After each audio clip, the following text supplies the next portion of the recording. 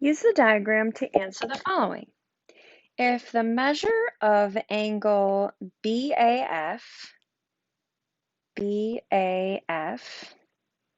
equals 54 degrees,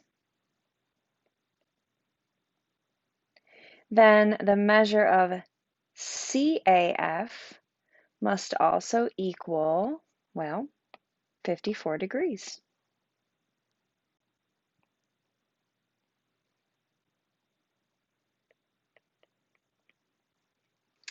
If FC equals 16,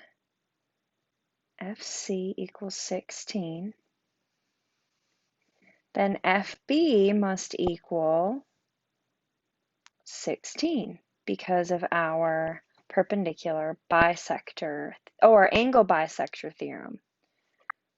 So this would be also 16.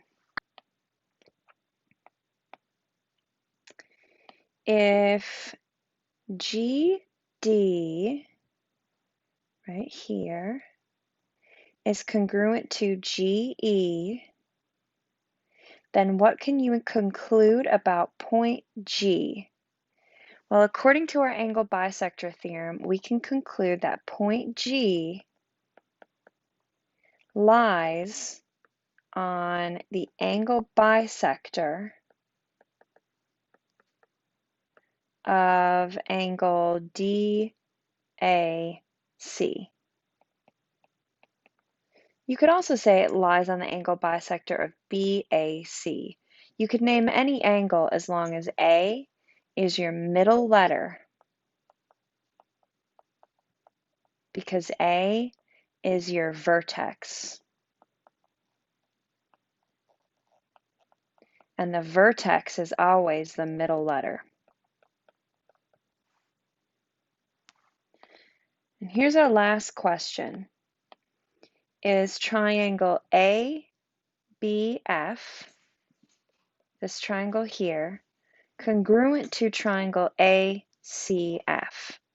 this triangle here?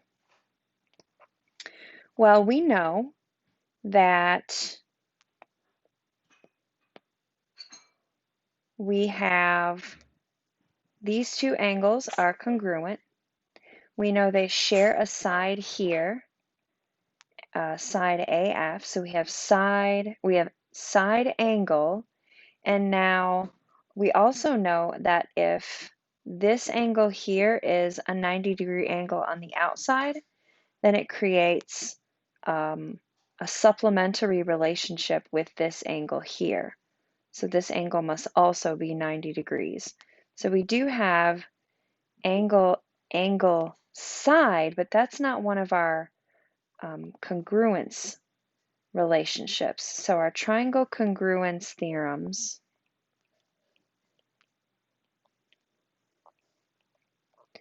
are side, angle, side, angle, side, angle, angle, angle, side.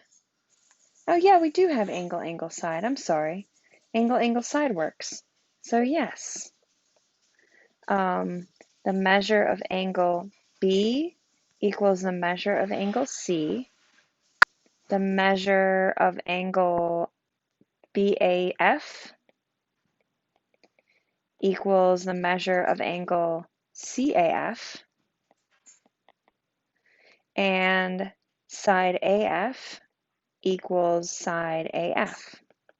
So we can say that both triangles are congruent due to angle, angle, side.